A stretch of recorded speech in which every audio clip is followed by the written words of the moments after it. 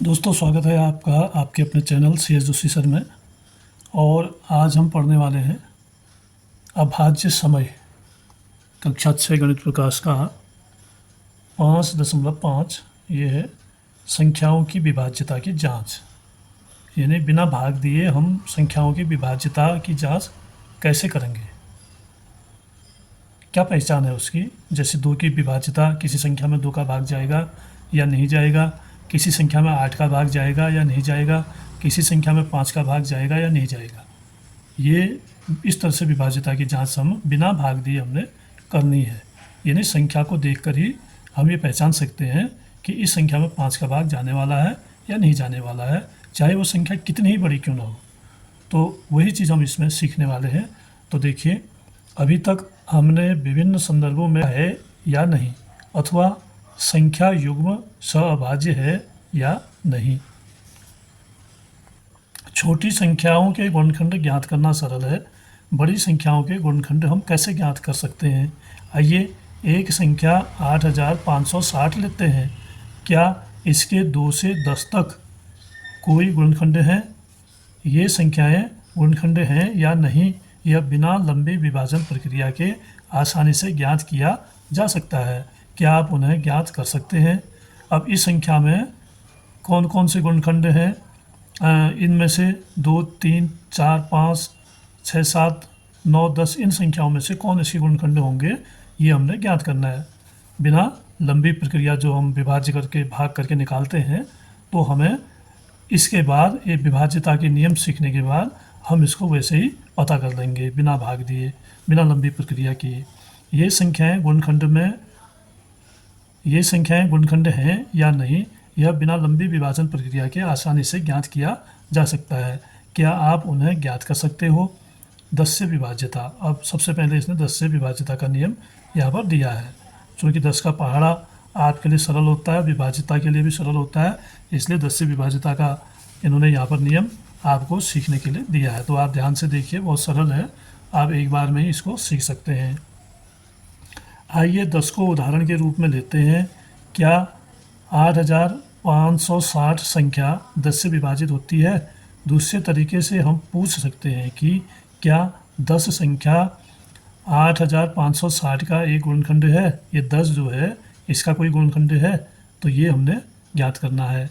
इसके लिए हम 10 के गुणजों के पैटर्न को देखते हैं।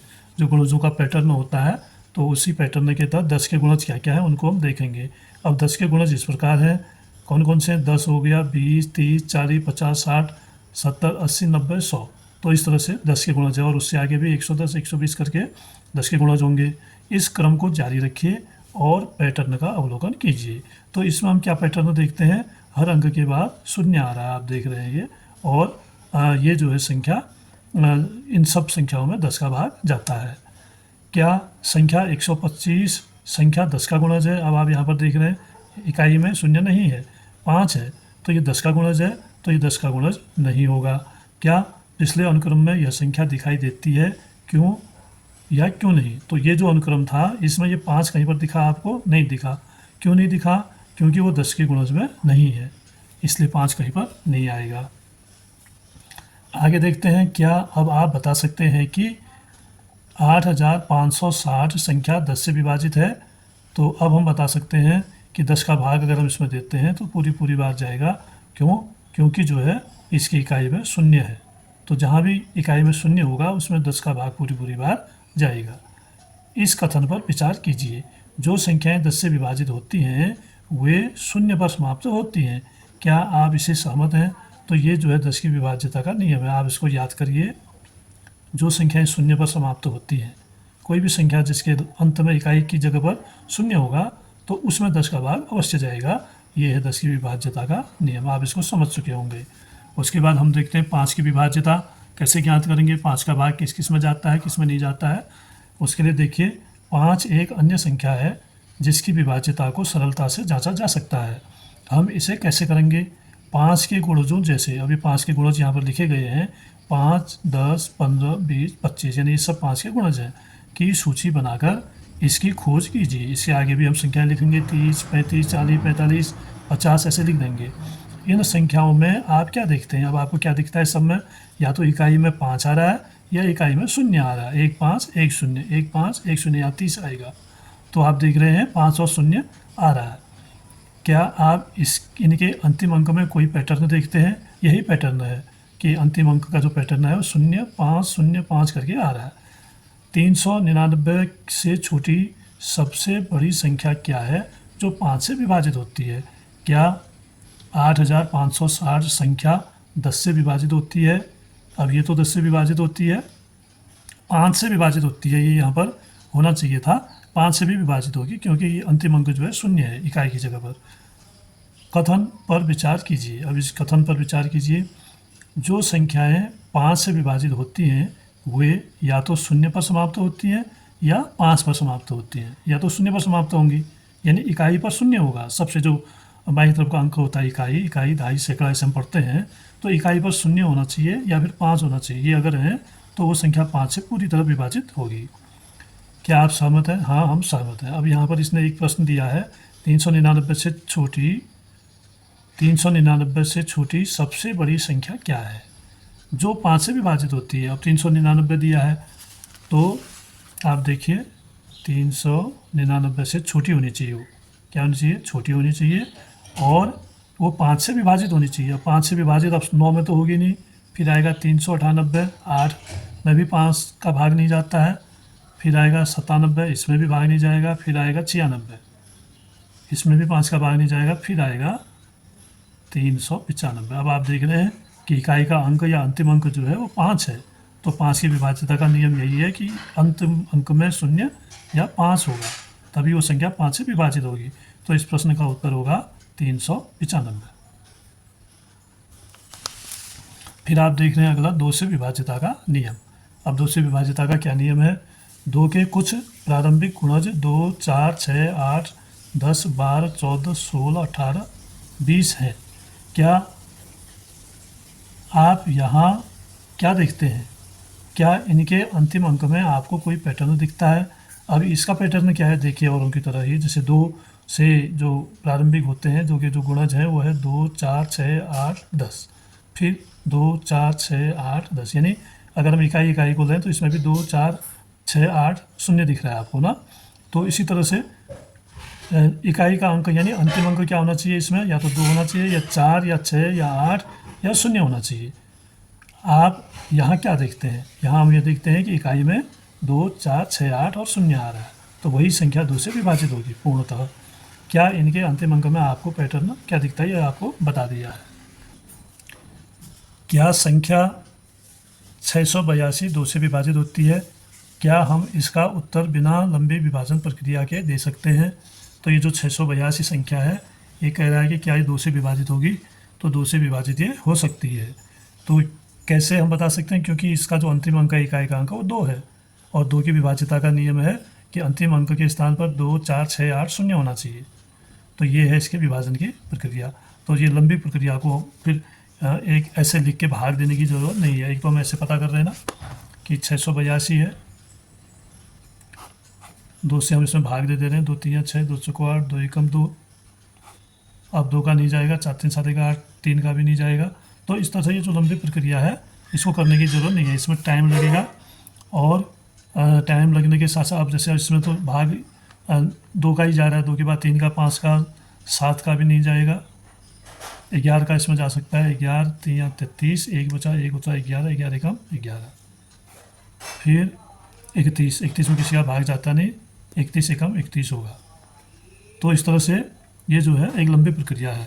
तो हम इसको देख के सीधे सीधे बता सकते हैं कि इस संख्या में 2 का भाग जाएगा 682 में, क्योंकि इकाई के स्थान पर क्या है 2 है। तब ये 8560 एक संख्या दी गई है आपको 4 अंकों की, हमने बताना है विभाजित होती है या नहीं होती है 2 से। यदि हम 2 के गुणज के रूप में इसको देखें तो इसमें 2 का भाग पूरी बार जाएगा।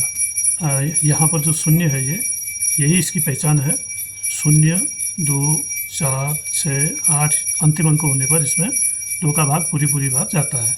हम करके देखते हैं, 2 चौको 8, और यहाँ पर 2 दूनी 4, 1 बचा 6 16 हो गया, 2 8 16 और 0 की 0। फिर 2 का भाग जाएगा, 2 दूनी 4, 2 एकम 2, 2 चौको 8, 2 शून्य की शून्य। फिर 2 का भाग जाएगा, 2 एकम 2, इसमें भाग नहीं जाता शून्य। फिर ये हो गया 14, 2 सत्ते 14, फिर शून्य की शून्य। फिर शून्य आ रहा है, फिर 2 का भाग करेंगे, 2 पंचे 10, 2 तीन 6, 1 बचा 10 हो गया, 2 पंचे 10।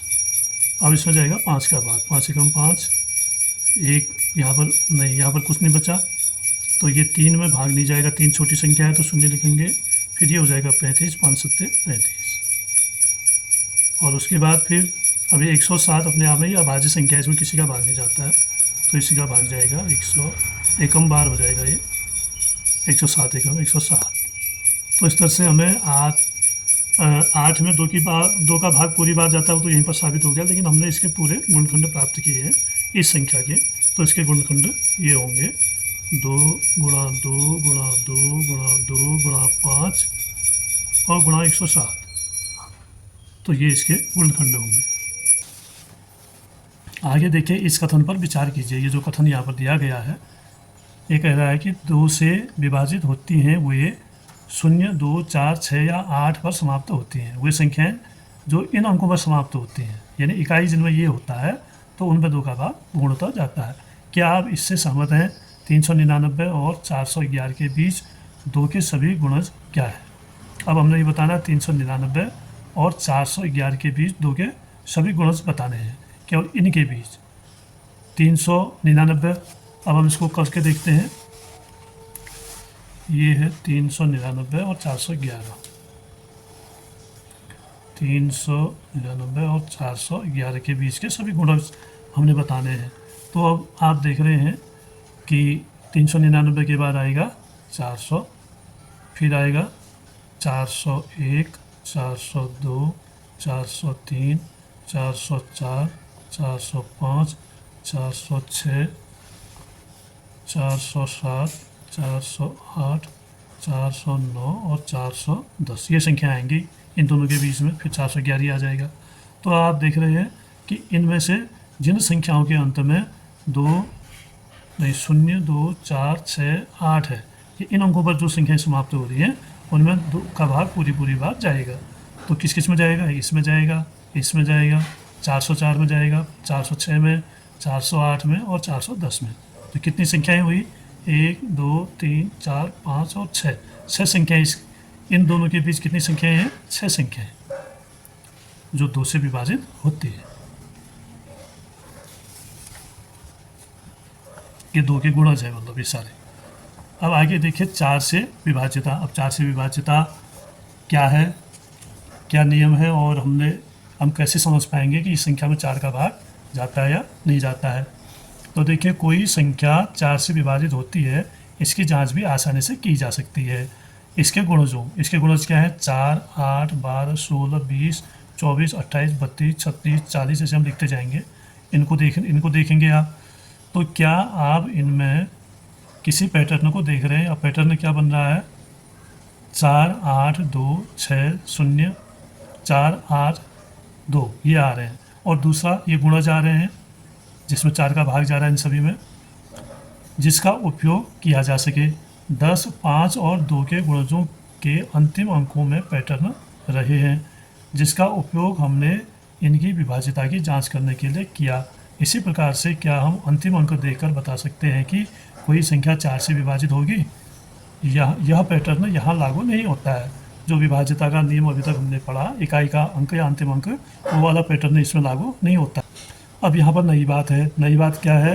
अब 12 और 22 को देखिए, इनका अंतिम अंक समान है 12 और 22 में। 12 में तो भाग जाता है, 22 में नहीं जाता है, परंतु 12 तो 4 का गुणज है, जबकि 22 नहीं। इसी प्रकार से 14 और 24 में अंतिम अंक समान है, इसमें भी 4 है, इसमें भी 4 है, लेकिन 24 में तो भाग जाएगा, 14 में नहीं जाता 4 का भाग। परंतु 14 संख्या 4 का गुणज नहीं है, जबकि 24 है। इसी प्रकार 16 और 26 में भी यही चीज़ होती है। 16 तो गुणज है 4 का, लेकिन 26 नहीं है। 18 और 28 भी है। इसका अर्थ यह है कि संख्या के अंतिम अंक को देखकर हम नहीं बता सकते हैं कि वह संख्या 4 का गुणज है या नहीं है। ये 4 के लिए नियम है कि अंतिम अंक देख के हम नहीं बता सकते। तो फिर क्या पहचान है 4 के भाग विभाज्यता का? क्या हम इस प्रश्न का उत्तर संख्या के अंतिम से अधिक अंक देखकर दे सकते हैं? अब हमने दाई का अंक भी उसमें जोड़ना होगा। 1 से 2000 के बीच 4 के गुणजों की सूची बनाइए और पैटर्न खोजिए। कितने? 1 से 200 के बीच के जो 4 के गुणज हैं उनको हमने ऐसे ही लिखते जाना है और उसमें पैटर्न ढूंढना है। 330 और 340 के बीच ऐसी संख्याएं ज्ञात कीजिए जो 4 से विभाज्य हों। साथ ही 1730 और 1740 तथा 2030 और 2040 के बीच ऐसी संख्याएं ज्ञात कीजिए जो 4 से विभाज्य हों। क्या आप देखते हैं? क्या 8536 संख्या 4 से विभाज्य है? तो अब इनको हमने हल करना है। पहले तो हम 230 से 240 के बीच के गुणज ज्ञात करेंगे 4 के। हमें यहाँ पर बताना है 330 से 340 के मध्य कितनी संख्याओं में 4 का भाग जाता है। तो हम पहले संख्याएं लिख लेंगे। 331, 332, 333, 334, 335, 336, 337, 338, 339 और 340। चलो 40 तो ये संख्या है, इसमें भाग तो जाएगा। अब हमने देखना ये है कि इकाई और दहाई यानी अंतिम 2 अंकों में यदि भाग जाता है, जैसे ये है, इसमें अगर 4 का भाग जाता है, 4 अट्ठे 32 होता है, तो इस संख्या में भी 4 का भाग जाएगा। तो ऐसी कितनी संख्या इसमें है? इसमें भाग नहीं जाता है कि 30 में, और 33 में भी नहीं जाता है, 34 में भी 4 का भाग नहीं जाता है, और यहाँ पर 35 है, इसमें भी नहीं जाएगा। तो किस में जाएगा? 36 में जाएगा। 4 9 में 36। तो एक संख्या ये प्राप्त हुई। एक संख्या ऐसे ही 37 में तो भाग जाता नहीं है, 38 में भी भाग नहीं जाता है 4 का, और ये है 339 में भी नहीं जाएगा, इसमें जाएगा भाग। इन दोनों के मध्य की संख्या में बताना है। अगर इसको भी जोड़े तो इसमें भी भाग जाएगा।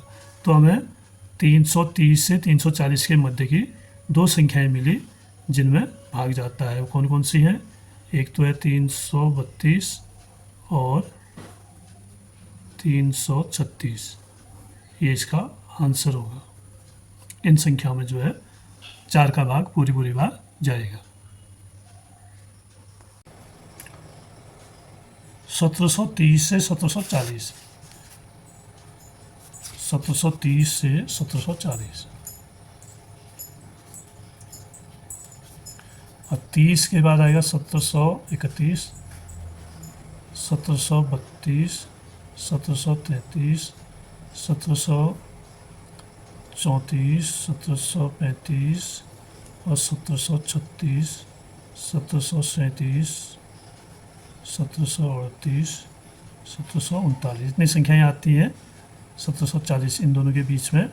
तो इसमें भी वही चीज़ है। अब इसमें तो भाग जाएगा नहीं 4 का, इसमें भाग जा सकता है इस संख्या में 1732। देखते हैं 4 का भाग देंगे। 4 चक्को 16, 1 बचा 3 होता, 4 तियाँ 12, 1 बचा 2 होता, 12 हो गया, 4 तियाँ 12। देखिए इसमें भाग जा रहा है। और 1736 अब क्योंकि 33 में तो जाएगा नहीं, 34 में भी नहीं जाएगा, 35 में भी नहीं जाएगा। 1736 को देखते हैं। 4 चक्को 16, 1 बचा 3 होता, 4 तियाँ 12, 1 बचा 6 होता, 16 हो गया, 4 चक्को 16 इसमें भाग जा रहा है। 4 चक्को 16, 1 3, 4 तियाँ 12, 1 6, 4 चक्को 16। तो ये संख्या भी विभाज्य है। और फिर 37 में तो जाएगा नहीं। फिर देखते हैं 38, 1738।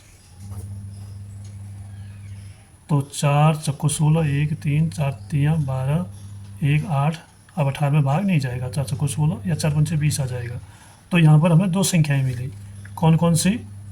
इसमें मिली हमें 2 संख्याएं। एक तो मिली 1732 और दूसरी मिली 1736। इन 2 संख्याओं में 4 का भाग जा रहा है।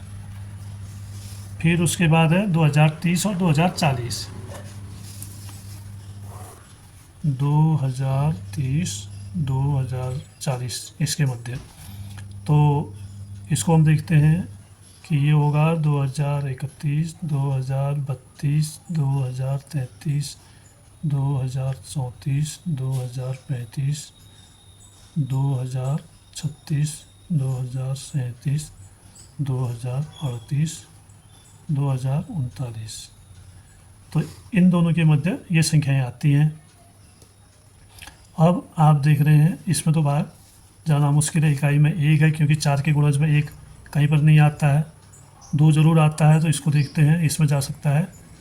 2032 में 4 का भाग देंगे, 4 पंचे 20 और ये है 3, इसमें भाग नहीं जाता है 0, फिर 3 2 4 8 32। आप देख रहे हैं इसमें 4 का भाग जा रहा है इस वाली संख्या में।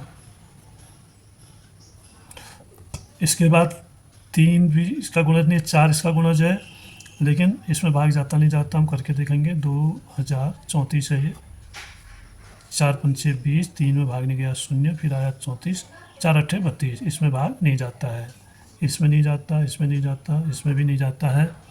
और फिर देखते हैं 4035, इसमें तो नहीं जाएगा, 36 में जा सकता है। 2036, इसमें 4 का भाग देके देखेंगे, 4 पंचे 20, 4 शून्य की 0, 4 नंबर 36, हाँ इस संख्या में भाग जा रहा है।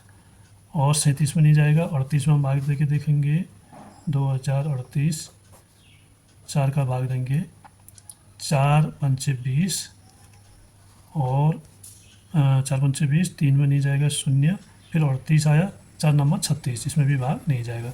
तो यहाँ पर भी हमें 2 संख्याएं प्राप्त हुई। कौन कौन सी? एक तो ये संख्या मिली 2032 और दूसरी मिली 2036। तो इसके जो 4 के गुणज है इसमें वो 2032 तथा 2036, ये दोनों इसके गुणज हैं। इन दोनों में ये गुणज है, इसमें ये गुणज है।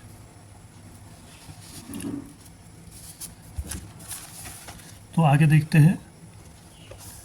इन कथनों पर विचार कीजिए। किसी संख्या की 4 से विभाज्यता का निर्धारण करते समय उस संख्या से केवल अंतिम 2 अंक महत्व रखते हैं। अंतिम 2 अंक जो हैं, जैसे आपने यहाँ पर देखा 32 और 36 में भाग गया, ये 32 में भाग जाता है, भाग गया, 36 में जाता है, 36 इस संख्या में भाग गया। ऐसे यहाँ पर भी हुआ 32 और 36 अंतिम 2 अंक, और यहाँ पर 32।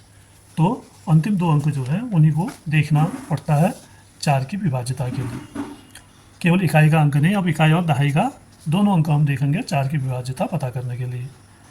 यदि किसी संख्या के अंतिम 2 अंकों से बनी संख्या 4 से विभाजित हो जाती है तो वह मूल संख्या भी 4 से विभाजित हो जाती है।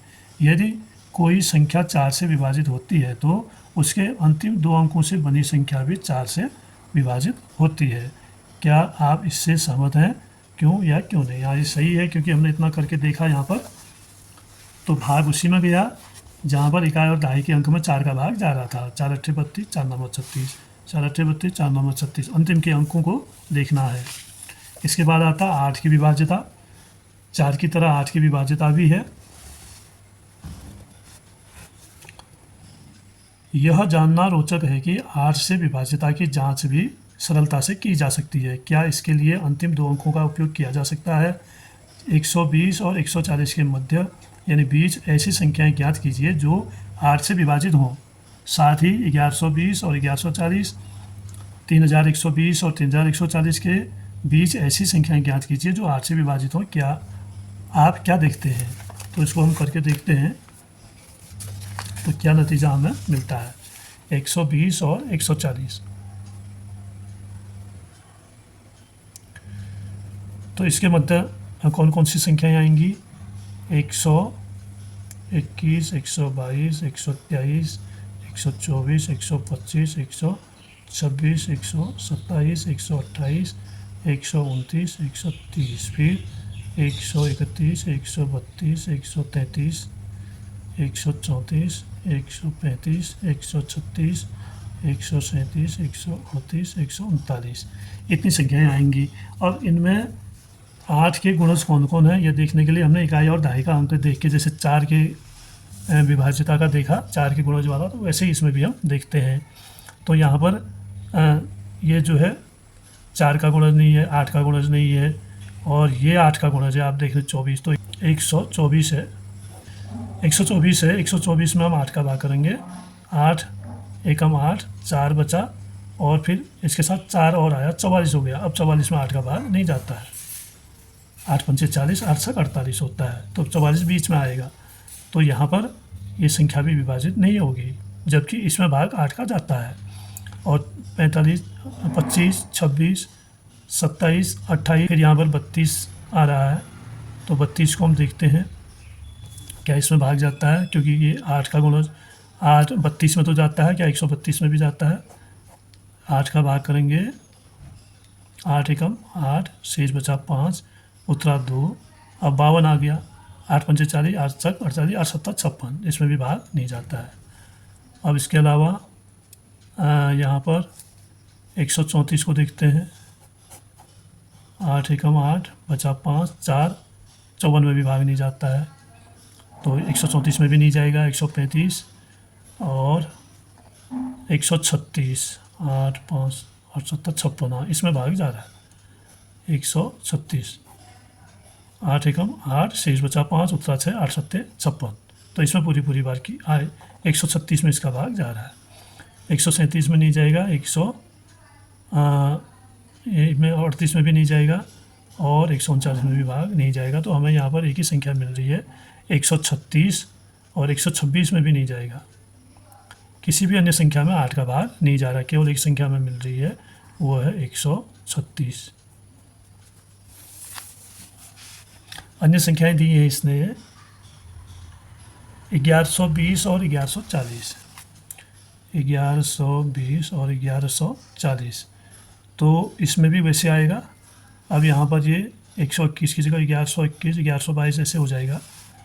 तो इसमें भी हम देखेंगे 21, 1122, 24, 25, 26, 27, 28, 29 और 30, फिर 31, 32, 33, 34, 35, 36, 37, 38, 39, यानी 1139।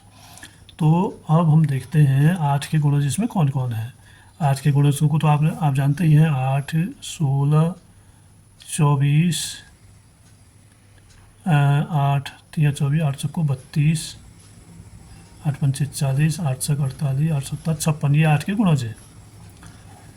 तो इनको देखते हैं हम यहाँ पर कौन कौन सी संख्याएं हैं। इनमें से 16, तो एक तो 1126 है, 1100, हालांकि 24 है, 24 में भी 8 का भाग एक बार चेक कर लेते हैं।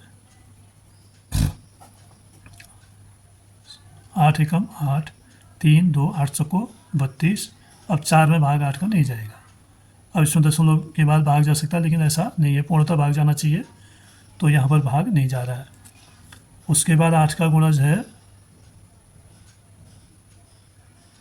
एक बार 1128 करके गुणज तो नहीं है, लेकिन करके देखते हैं। 1128, 8 एकम 8, 3 2, 8 चौको 32, 8 एकम 8, देखिए इसमें भाग जा रहा है पूरी बार, तो ये संख्या हमें मिली 1128।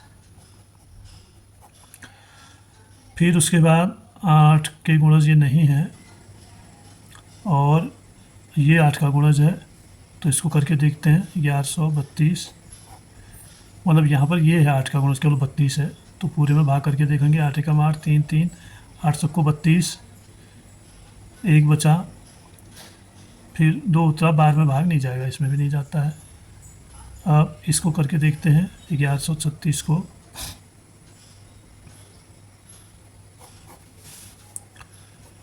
8 एकम 8, 3 3, 8 चौको 32, 1 6 8 16, देखिए ये 8 का गुणज है, तो हमें प्राप्त हुआ 1136। और फिर 37 में तो नहीं जाएगा। 38 एक बार देख लेते हैं। 1138, 8 एकम 8, 8 चौको 32, 18 हो जा रहा है, इसमें भी नहीं जाएगा, और इसमें तो जाएगा नहीं। तो इस तरह से हमें कौन कौन सी संख्या यहाँ पर मिली, 2 संख्याएं हमें मिली, 1128 और 1136। तो दोस्तों 2 उदाहरण काफ़ी है, बाकी आप कर सकते हैं, इसको आप खुद करिए। तो इससे क्या परिणाम हमें प्राप्त हुआ, 8560 के अंतिम 2 अंक इस प्रकार बदलिए ताकि परिणामी संख्या 8 का गुणज हो। अब देखो ये बदलने को कह रहा है, अंतिम 2 अंकों को 8560, इसके अंतिम 2 अंक इस प्रकार बदलिए कि परिणामी संख्या 8 का गुणज हो। तो अब ये इन अंकों को हमने बदलना है। तो देखते हैं, इसमें पहले हम भाग करके देखेंगे। 8 एकम 8, 5 में भागने गया 0, ये हो गया 56, 8 सत्ता 56, 8 सत्ता 56 और 0 की 0, इसमें तो भाग जा रहा है पूरी बार, इसमें बदलने की आवश्यकता नहीं है। परिणामी संख्या 8 का गुणज हो गया है, तो ये तो 8 का गुणज ऑलरेडी है, 8 एकम 8, फिर 5 में भाग जाता है 0, फिर ये आएगा इसके साथ 56 हो जाएगा, और 8 सत्ते 56 और 8 शून्य की 0, तो ये संख्या अपने आप में 8 के गुणज है। इन कथनों पर विचार करें। क्या क्या कथन है? दी गई संख्या 8 से विभाज्य है, यह पता करने के लिए केवल अंतिम 3 अंक ही महत्वपूर्ण रखते हैं। अब यहाँ पर अंत के 3 अंक देखे जाने हैं, जहाँ जहाँ 8 के गुणज आए आपने देखे, अंतिम 3 अंक ये है और ये भी है।